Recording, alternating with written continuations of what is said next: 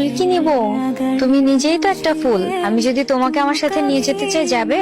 না, যাবো না। কেন?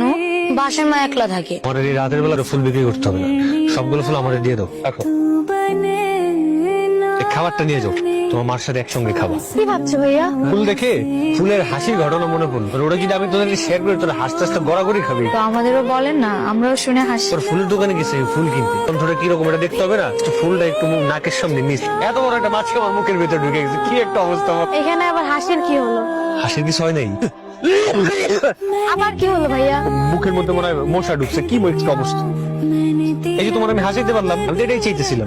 তোমার জরিমানা কাটা। মানা কাটা কেন? মন খারাপ করে থাকলে এখন তার জরিমানা হয়, ঠিক তেমনি কেউ যদি হেসে হেসে কথা বলে মন খারাপ না করে থাকে, তার জরিমানা কাটাও হবে। চিন্তা দারুণ তো। হ্যাঁ, বুঝতে হবে তো আমি করছি। তো বেলা হয়ে গেছে, এমন কোনো নাস্তাটাও রেডি করতে পারোস না। রুটি বানানো হতেছে, দেখো না। রুটি বানাই থেকে এত টাইম লাগে নাকি? এই দেখ, এই যে বানাইতেছি গোল রুটি। বুঝছো না? আমার মনে হয় যে তুমি জীবনও রুটি গোল বানাইতে পারবে না। আমি রুটি গোল বানাইতে পারবো না। রুটি কেমনে গোল বানাইতে আজকে শিখাবো। বৌমা, এদিকে একটু আসো তো। মা দেখেছিলেন? তোমার মাস্টার্স পরীক্ষার ফর্ম ফিল আপের নাকি ডেট পড়েছে? হ্যাঁ বাবা, আমি চাই তো পরীক্ষার জন্য রেডি হও।